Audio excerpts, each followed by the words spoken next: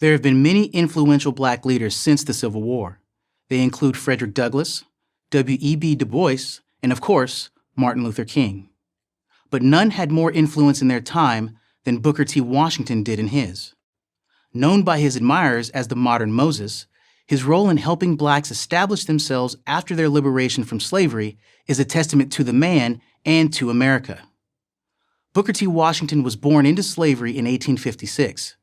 He did not know the day or month of his birth, who his father was, or his last name. As a child, he was known only as Booker. He chose the name Washington. He was 9 years old when a Union soldier arrived on the plantation and announced that all slaves were free. The initial reaction to this announcement, Washington recalled, was elation and then shock. Yes, the Civil War was over. They were free. But free to do what? The freed slaves, through no fault of their own, were simply unprepared for freedom.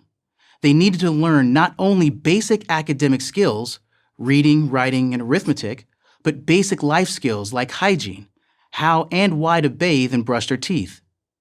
The cause to which Washington dedicated his life was education, practical education. His journey began in 1872, 7 years after the Civil War ended. He traveled 500 miles, most of it on foot, to a small Virginia school dedicated to the education of freed blacks, the Hampton Normal and Agricultural Institute. Forced to spend all his meager funds on the grueling journey, he arrived only with the clothes on his back. The headmistress viewed his suitability as a student with open skepticism, but he wouldn't budge. She finally gave him a chance to prove his worth in the form of a broom and a cleaning assignment. He passed her test and earned admission. He graduated with top honors.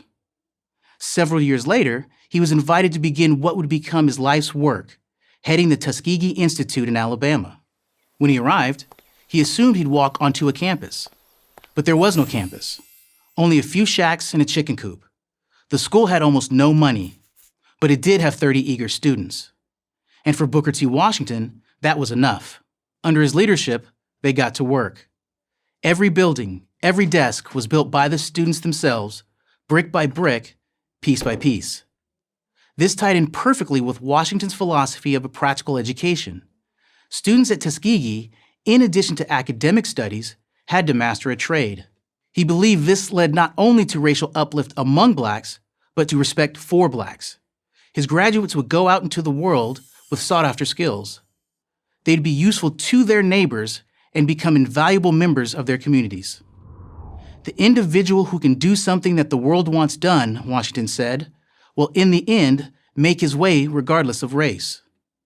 Washington distilled his philosophy into what became one of the most important speeches of the late 19th century, an address he delivered at the Atlanta Exposition in 1895. His theme was that blacks needed time to develop educationally and economically. Whites, Washington suggested, should help them in every way possible. This would be in the best interest of both races. He also emphasized that blacks needed to recognize that social equality would not come swiftly. It could not be forced through political action alone. The civil rights the Constitution promised would evolve naturally from black achievement. As he put it, no race that has anything to contribute to the markets of the world is long in any degree ostracized. When he ended his speech, the large audience, a mix of blacks and whites, broke out in loud and sustained cheering. W.E.B. Du Bois, a leading black intellectual, captured the sentiment.